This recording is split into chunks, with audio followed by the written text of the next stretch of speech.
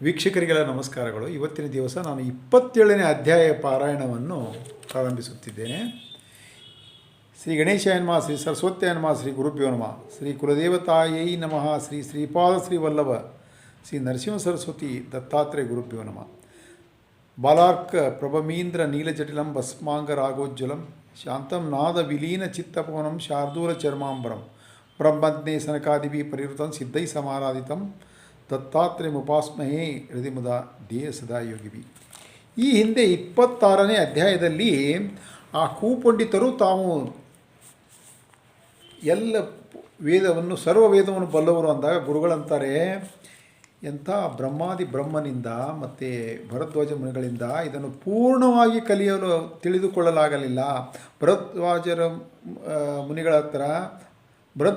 ಮುನಿಗಳು ಬ್ರಹ್ಮನ ಹತ್ರ ಬಂದು ವೇದಗಳನ್ನು ಪೂರ್ಣವಾಗಿ ಪಾರಾಯಣ ಓದ್ತೀನಂದಾಗ ಬ್ರಹ್ಮನೇನು ಹೇಳ್ತಾನೆ, ಮೇರು ಪರ್ವತದಷ್ಟಿರುವ ರಾಶಿಯನ್ನು ತೋರಿಸ್ತಾನೆ, ಅಷ್ಟು ದೊಡ್ಡದು. ಆವಾಗ ಅವನು ಭರದ್ವಾಜ ಮುನಿ ಅಂತಾರೆ, ನಾವೊಂದು ಹಿಡಿಯಷ್ಟು ಕಲಿತಿದ್ದೀವಿ ಇನ್ನೂವರೆಗೆ, ಇನ್ನೂ ಎಷ್ಟೊಂದಿದೆ ಅಂದಾಗ, ಇದರಲ್ಲಿ ನೀವೇ ನಮಗೆ ಎಷ್ಟು ಅವಶ್ಯಕತೆಯೋ ಅಷ್ಟು ಮಾತ್ರ ನೀವೇ ಕೊಡಿ ಅಂದಾಗ 3 ಹಿಡಿಯಷ್ಟು ಬ್ರಹ್ಮ ಭರದ್ವಾಜ ಮುನಿಗಳಿಗೆ ಕೊಟ್ಟರು. ಇನ್ನೂ ಅವನಿಗೆ ಪೂರ್ತಿಯಾಗಿ ಓದೋಕ್ಕಾಗಲ್ಲ, ತಿಳ್ಕೊಳ್ಳೋದಕ್ಕಾಗಲ್ಲ.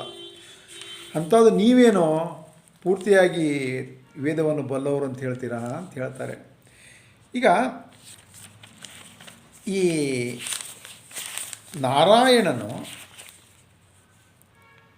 ನಾರಾಯಣನೇ ಬಾದರಾಯಣನಾಗಿ 4 ವೇದಗಳನ್ನು ವಿಂಗಡಿಸಿ ಅದರಲ್ಲಿ ವ್ಯಾಸರು ಏನು ಮಾಡ್ತಾರೆ, 4 ಶಿಷ್ಯಂದ್ರನ್ನ ಕರೀತಾರೆ. ಪೈಲನಿಗೆ ಋಗ್ವೇದ, ವೈಶಂಪಾಯನಿಗೆ ಯಜುರ್ವೇದ, ಜೈಮಿನಿ ಎನ್ನುವ ಶಿಷ್ಯನಿಗೆ ಸಾಮವೇದ ಮತ್ತು ಸುಮಂತನೆನ್ನುವ ಶಿಷ್ಯನಿಗೆ ಅಥರ್ವಣ ವೇದವನ್ನು ಬೋಧನೆ ಮಾಡ್ತಾರೆ. ಯಾಕಂದರೆ ಒಬ್ಬರಿಂದ ಆಗಲ್ಲ ಅಂತ ಈ ಥರ ಮಾಡ್ತಾರೆ.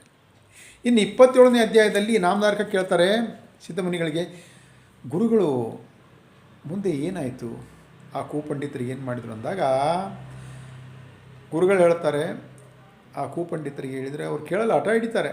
ಆವಾಗ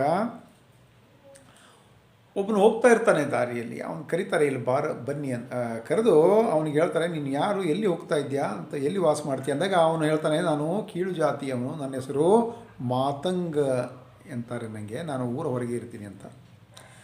ಗುರುಗಳು ಅವನ ಶಿಷ್ಯನಿಗೆ ಒಂದು ತಮ್ಮ ದಂಡವನ್ನು ಕೊಟ್ಟು 7 ಗೆರೆಗಳನ್ನು ಎಳೆಯಲು ಹೇಳ್ತಾರೆ. ಶಿಷ್ಯ ಎಳಿತಾನೆ. ಆ ಮಾತಂಗನಿಗೆ ಗುರುಗಳು ಹೇಳ್ತಾರೆ, ನೀನು ಒಂದೊಂದು ದಾಟಿ ಇದನ್ನು ದಾಟು ಅಂತಾರೆ. ಅವನು ಮೊದಲನೇ ಗೆರೆ ದಾಟಿದಾಗ ಗುರುಗಳು ಕೇಳ್ತಾರೆ, ನೀನು ಯಾರು ಅಂದಾಗ ಅವನು ಹೇಳ್ತಾನೆ, ಮೊದಲನೇ ಗೆರೆ ದಾಟಿ ನಾನು ಬಿಲ್ಲರವನು ಅಂತಾನೆ. ಎರಡನೇದರೆ ನಾನು ವನರಕ್ಷಕನಾದ ಬಿಲ್ಲರವನು ಅಂತಾನೆ ಮೊದಲನೇ ಗೆರೆ. ಎರಡನೇ ಗೆರೆ ದಾಟಿದಾಗ ನಾನು ರಾವಣನೆಂಬ ಕಿರಾತಕನು ಅಂತಾನೆ, ರಾವಣ. ಮೂರನೇ ಗೆರೆ ದಾಟಿದಾಗ ಗಾಂಗೆಯ ಎನ್ನುವ ಬೆಸ್ತರವನು. 4ನೇ ಗೆರೆ ದಾಟಿ ಹೇಳ್ತಾನೆ ಶೂದ್ರ ರೈತ. ಐದನೇ ಗೆರೆ ದಾಟಿ ಹೇಳ್ತಾನೆ ನಾನು ಸೋಮದತ್ತನೆನ್ನುವ ವೈಶ್ಯ. 6ನೇ ಗೆರೆ ದಾಟಿ ಹೇಳ್ತಾರೆ ನಾ ಗೋವರ್ಧನ ವರ್ಮ ಎನ್ನುವ ಕ್ಷತ್ರಿಯ. 7ನೇ ಗೆರೆ ದಾಟಿ ಅವನು ಹೇಳ್ತಾನೆ ನಾನು ವೇದವಿದನು, ಅಧ್ಯಾಪಕನು, ಬ್ರಾಹ್ಮಣ, ಅಧ್ಯಾಪಕ ಬ್ರಾಹ್ಮಣನಾಗಿದ್ದೀನಿ ಅಂತ ಹೇಳ್ತಾನೆ, ಇದ್ದೀನಿ ಅಂತ. ಆಮೇಲೆ ಗುರುಗಳು ಅವನಿಗೆ ಅಂತಾರೆ, ನೀನು ವೇದವಿದನಿದ್ದೀಯ ಅಂದರೆ 7ನೇ ಗೆರೆ ದಾಟಿದಾಗ ಇಲ್ಲಿ ಬಾ, ಇವ್ರ ಹತ್ರ ನೀನು ವೇದವನ್ನು ಜಯಿಸು ಅಂತಾರೆ. ಆ 2 ಕೂಪಂಡಿತರ ಹತ್ರ ಅವನು ವೇದಗಾನ ಮಾಡಿ ಚರ್ಚೆಗೆ ಸಿದ್ಧನಾಗ್ತಾನೆ. ಯಾರೋ ಮಾತಂಗ. ಆ ಪಂಡಿತರಿಬ್ಬರು ಭಯದಿಂದ ಬಾಯಿ ಒಣಗಿ ಹೊಟ್ಟೆ ನೋವು ವಿಪರೀತವಾಗಿ ಸ್ವಾಮಿಗಳ ಪಾದದ ಮೇಲೆ ಬಿದ್ದು, ನೀವು ಸಾಕ್ಷಾತ್ ಪರಮೇಶ್ವರರೇ, ನಮ್ಮನ್ನು ಉದ್ಧಾರ ಮಾಡಿ, ನಾವು ಬ್ರಾಹ್ಮಣರನ್ನು ದೂಷಿಸಿದೆವು, ಗುರುಗಳನ್ನು ಉಲ್ಲಂಘನೆ ಮಾಡಿದ್ದೇವೆ, ಅವರ ಆದೇಶ. ಮ್ಲೇಚ್ಛೆಯರೆದುರಿಗೆ ವೇದವನ್ನು ಅವನು ಕೊಡುವ ಸಂಭಾವನೆಗೆ ಹೇಳಿದೆವು ಅರ್ಥ. ಗುರುಗಳಂತಾರೆ, ನೀವು ಧರ್ಮವನ್ನು ಉಲ್ಲಂಘಿಸಿ ಬ್ರಾಹ್ಮಣನ ದೂಷಣೆ ಮಾಡಿದ್ದರಿಂದ ನಿಮಗೆ ನೀವು ಬ್ರಹ್ಮ ರಾಕ್ಷಸರಾಗುತ್ತೀರಿ ಮುಂದಿನ ಜನ್ಮದಲ್ಲಿ ಅಂದಾಗ ಅವರಿಬ್ಬರು ಗುರುಗಳ ಪಾದಗಳ ಮೇಲೆ ಬಿದ್ದು ನಮ್ಮನ್ನು ಕರುಣೆ ಇಡಿ ಅಂತ ಬೇಡ್ಕೋತಾರೆ. ಆವಾಗ ಗುರುಗಳು ಹೇಳ್ತಾರೆ, ನೀವು ಪಶ್ಚಾತ್ತಾಪ ಪಟ್ಟಿದ್ದಕ್ಕಾಗಿ ನಿಮ್ಮ ಪಾಪದಲ್ಲಿ ಸ್ವಲ್ಪ ಭಾಗ ನಾಶವಾಗಿದೆ. ನೀವು ಬ್ರಹ್ಮ ರಾಕ್ಷಸರಾಗಿ 12 ವರ್ಷ ಇರ್ತೀರಾ ಅಂತ ಹೇಳ್ತಾರೆ.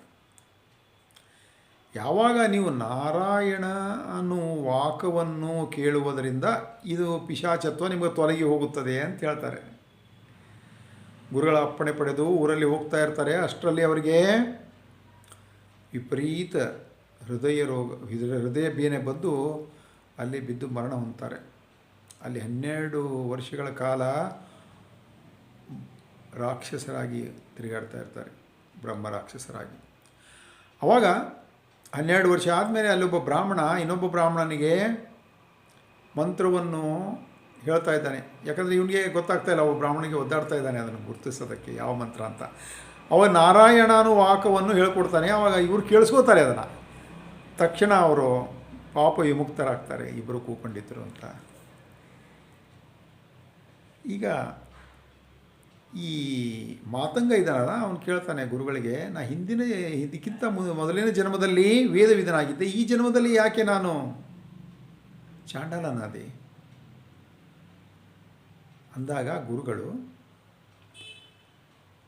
ನೋಡು, ನೀನು ಪೂರ್ವಜನ್ಮದಲ್ಲಿರೋ ಏನು ಮಾಡಿದ್ಯಾ ಅನ್ನೋದು ನಾನು ನಿನಗೆ ಹೇಳ್ತೇನೆ. ಈ ಜನ್ಮದಲ್ಲಿ ಕೀಳು ಜಾತಿಯವನ ಹೇಗಾದೆ ಅಂತ ನೀವು ತ್ರಿಕಾಲಜ್ಞಾನರು ಹೇಳಿ ಅಂದಾಗ ಅದಕ್ಕೆ ಕಾರಣ ಹೇಳ್ತಾರೆ ಗುರುಗಳು. ಇಲ್ಲಿಗೆ 27ನೇ ಅಧ್ಯಾಯ ಮುಕ್ತಾಯವಾಯಿತು. ದತ್ತಾಯ ಗುರುವೇನ್ಮ ಶ್ರೀಪಾದ ಶ್ರೀವಲ್ಲಭ ಶ್ರೀ ನರಸಿಂಹ ಸರಸ್ವತಿ ಅನ್ನೋ ತಾವು 28ನೇ ಅಧ್ಯಾಯಕ್ಕಾಗಿ ಕಾಯಿರಿ. ಯೂಟ್ಯೂಬ್ನಲ್ಲಿ ಲೈಕ್ ಕೊಟ್ಟು ಸಬ್ಸ್ಕ್ರೈಬ್ ಮಾಡಿ ಅಂತ ವಿನಂತಿ.